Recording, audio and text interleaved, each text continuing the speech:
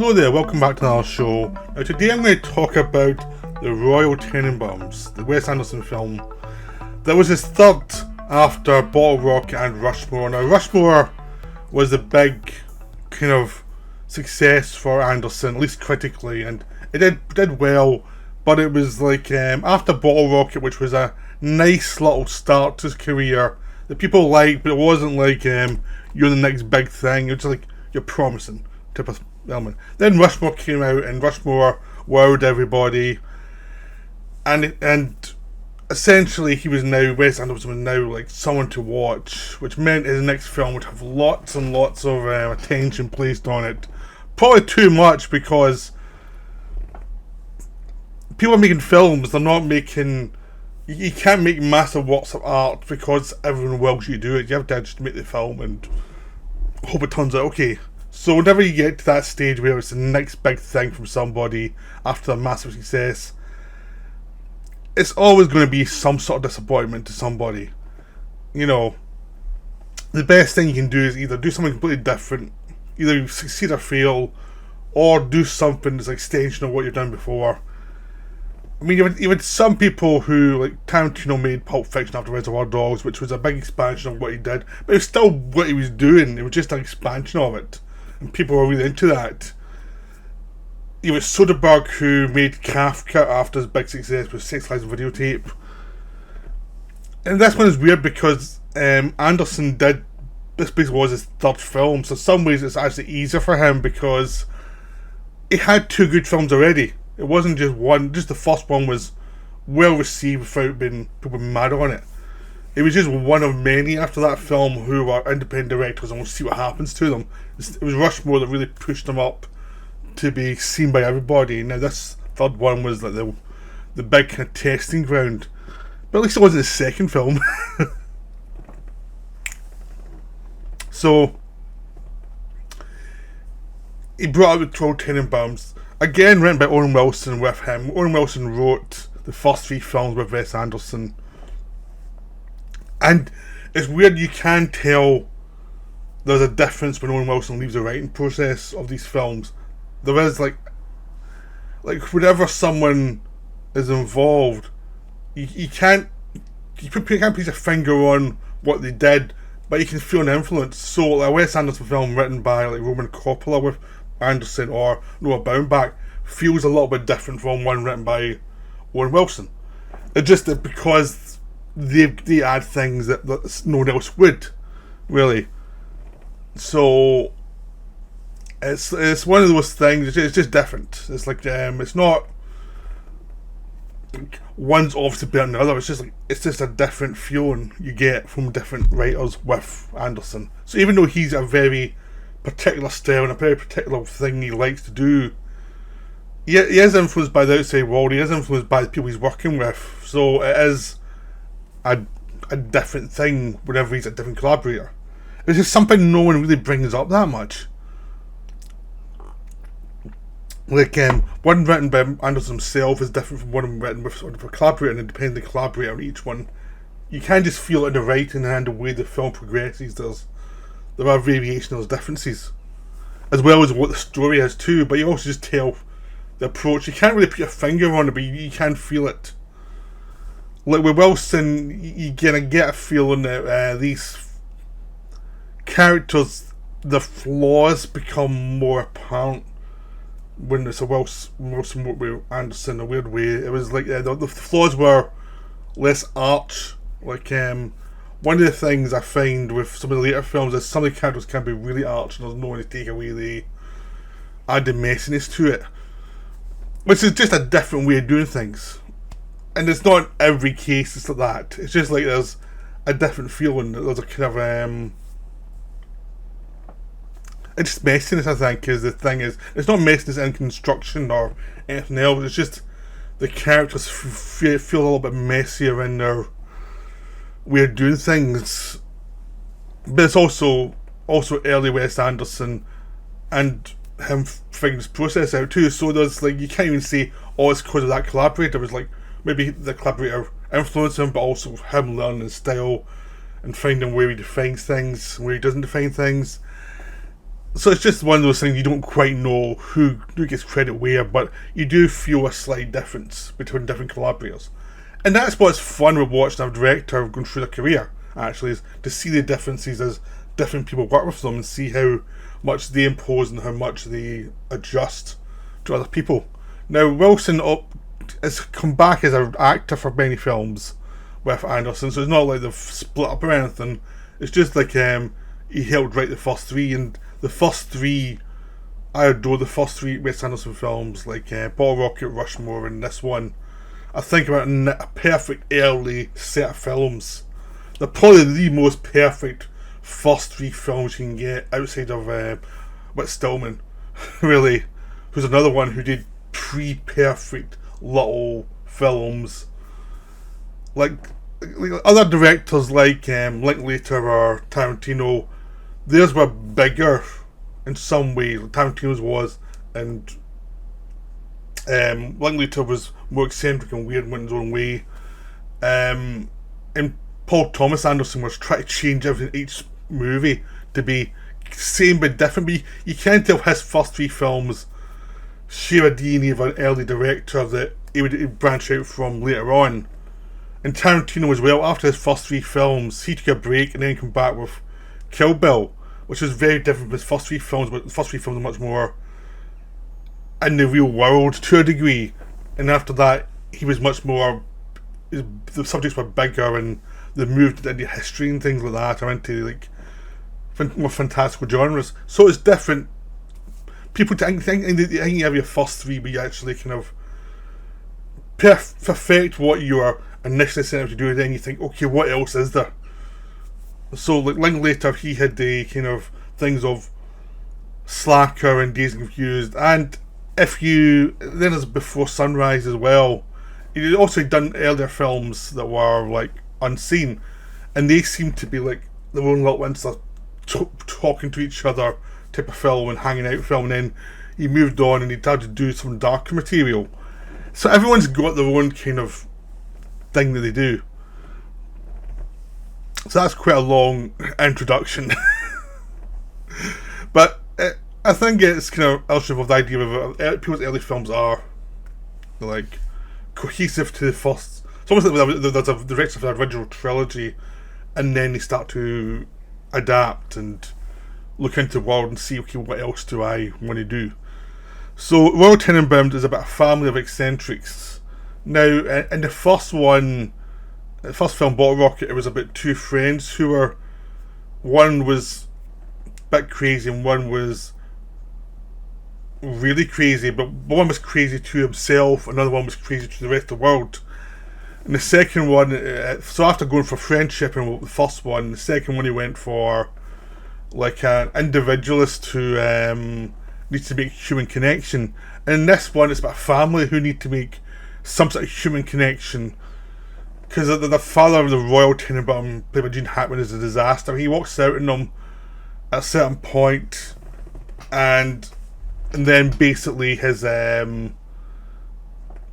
wife, played by Angelica Houston, had to bring the children up by herself for the next 20 years.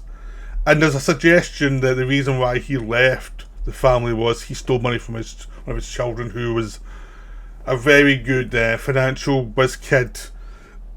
And there was a proprietor there. And so originally Tenenbaum was a lawyer, and he ended up getting disbarred because of all this. And the family since then have just kind of collapsed into their own weird obsessions. Like the West kid has grown up to be Ben Stiller, whose wife died in a crash, so he's now hyper focused on protecting his two sons. So they all dress the same. He does all these things to keep them safe, but it's obviously a problem. He's the most comic character in the film, actually. Like they don't use Ben Stiller much for drama until the end. Most of the time he's like a comic character. Then there's Margot, who's adopted daughter, who's the playwright, who's she's wandered around the world and been married a few times. She's currently married to Bill Murray, who in a kind of very loveless marriage, and he's kind of smitten by her, and she just abuses him horribly, and she feels guilty about it, but she can't help it, and she's just depressed. And then there's Luke Wilson playing the youngest son, who was a tennis genius, who basically for like 10 years after father left was one of the greatest tennis player ever, and he won everything, and he got all these trophies, but at some point he flamed out publicly, and became a kind of recluse and just wandered the world. And basically he's kind of the central character. It is an ensemble, but his dramatic arc kind of is the kind of through line for the rest of the film, because he's the one that connects everybody. He's the one who kind of has seen with everybody else. I mean, Gene Hackman at the start as Royal Tenenbaum is kind of the figure who's kind of driving the story, but he doesn't connect with everybody. He annoys them. The person who connects with them is the Luke Wilson character, and so he's kind of the protagonist, even though it takes a while for you to understand that he's kind of the protagonist. Even though it is an ensemble, but there's like one part you need to kind of give the story kind of direction. And he was protagonist in Bottle Rocket as well, so obviously Wes Anderson knew what he could do, and he's a brother of Owen Wilson, so they obviously trusted him to be able to pull off that character and play the kind of wounded soul which they needed at the centre of the film. So Gene Hackman, as a father, comes back into the family and tells them he's dying, and which is a lie. But he moves back into the family house just as all the other children are coming back. Like Ben Stiller can't take his own apartment because he thinks it's too dangerous for the children, and even though the house he grew up in is probably more dangerous, essentially it's an excuse so he can move back in and sort himself out and be close to his family. Luke Wilson comes back when he finds out his father has returned and said he's cancer, and the Gwyneth Paltrow character, she comes back once she realises that the Ben Stiller character had moved back in. She goes, "Well, you can do that." So she just dumps her husband and does the same thing. And then when I'm in the household and I'm dealing with a Gene Hackman character who's moved in, because the Luke Wilson character is a soft... He knows what his dad actually is. Unlike the other one, I mean, the other ones know he's not trustworthy, but he's like got a certain, understanding of what he is, and he's a liar, and he's okay with that. He's fine. It's like, yeah, I know what he is. I'm not going to be shocked at anything he does. It's like, I just want to kind of reconnect with him. So he's kind of the sane person. Him and Angelica Houston as the mother are the two kind of sane people in the film, even though Luke Wilson's character is in love with his sister. And that's the big thing. He's in love with Gwyneth Paltrow, who's his sister, and she's in love with him, and because they grew up together and they're officially brother and sister, even though they're not brother and sister by blood, she was adopted, it adds a lot of problems for them, and they can't admit to each other their feelings, but those feelings exist, and it creates problems for both of them. So she goes out and gets married a few times, and he's done a lot of insane, stupid things, and they're both kind of dealing with the problems in a bad way, in a bad and healthy way. There's also Owen Wilson playing Eli Cash, who's a kid that grew up on the street opposite, on the house opposite them, who was best pals with the Luke Wilson character, and he always wanted to be a Tenenbaum. No matter what else, he wanted to be one of them, because to him, they were the ideal of what to be. And that's driving him mad. He's developing a drug addiction. He's getting crazier and crazier, and there's lots of weird signs that there's something wrong here. He's getting more and more eccentric until eventually they have to do an intervention, which he runs away from. But his problem spun out of control is the thing that brings everything together at the end. So that just the idea of him actually being accepted by the family is his big wish. So you've got all these problems, but in this, there's a bomb of the Gene Hackman character, Royal Tenenbaum, who's just a mess. He's a liar, he's a thief, he's everything wrong. But his return actually is the thing that kind of heals the characters, because he just makes it easier for the characters, and he's much more.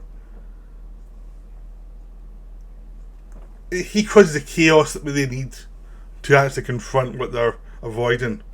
That's kind of best way to put it. He's the one who's the chaos that brings them all together and makes them face up to what the problems are.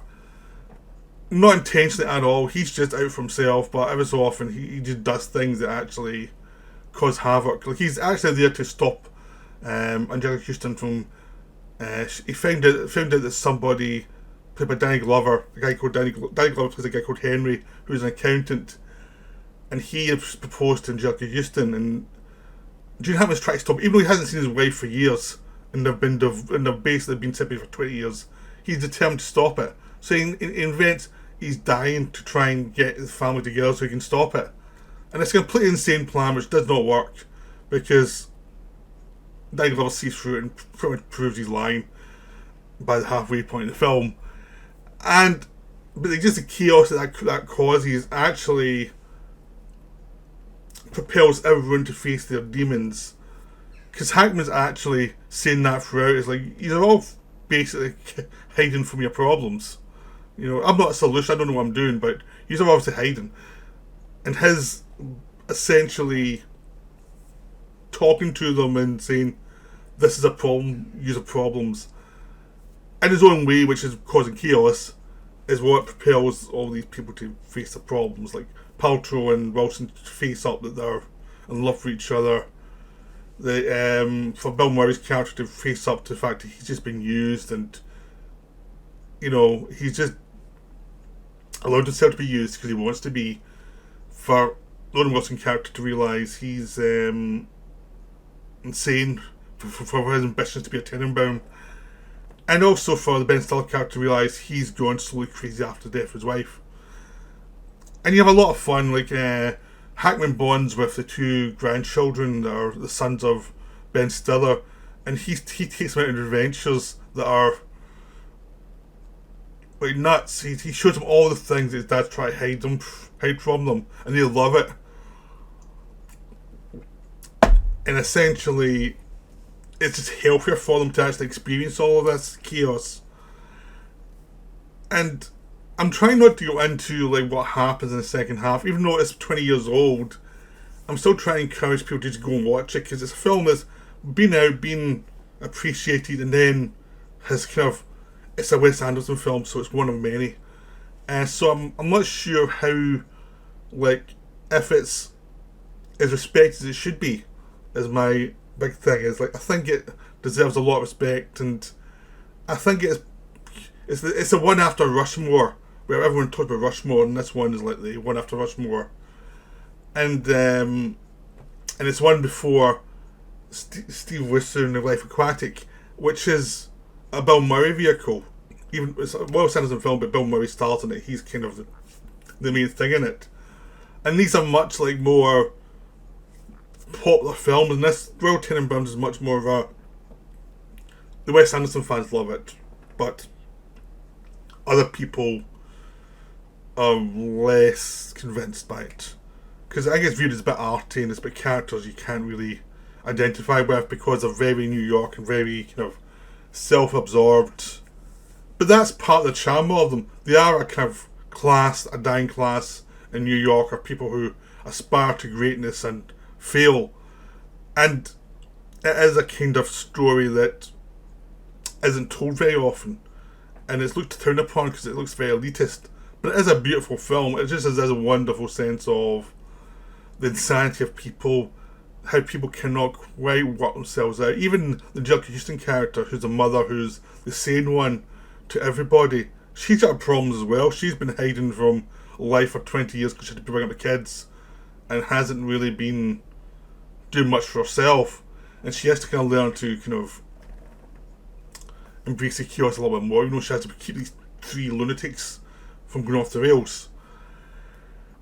And it's a beautiful film. It's just wonderful. It's very emotional, but it's also really funny. And it's got lots of weird twists and turns that are earned and are all for the sake of getting you to the next emotional point. Which is one of the things that the Wes Anderson films, when Owen Wilson wrote them with him, was I think one of the big things was, I think after Wilson stopped writing with him, Anderson loosened up a little bit, and sometimes you had things that were zany for the sake of being zany rather than connecting in as well. It's this one thing I found with these first three films is everything kind of connects in a way that sometimes in some of the later films they connect and other times they don't. And in these three films everything connects. It's like they've put the work in to make sure everything means more than what's the initial joke. And there's been a few films. I mean, Wes Anderson's done some great films since then that I adore, but there has been a few that's like, you haven't quite finished the script before you start shooting. You know, some of these things do not click together. But that's just the way it goes. You're always going to be, I think any director, if they have a great start to their career, the first 2 or 3 films are great, they've always kind of been measured against it no matter what they do. Because sometimes, because you're so desperate to make everything work, that you're going to make sure nothing's wrong. And as you relax later on, it becomes much more difficult to actually find that intensity. So yeah, The Royal Tenenbaums is a beautiful film. It's wonderful. You should go see it. You can get it from Criterion. You can find it online. It's easy to find. You just have to go look for it. So hope you enjoyed this video. That's me for now. Bye.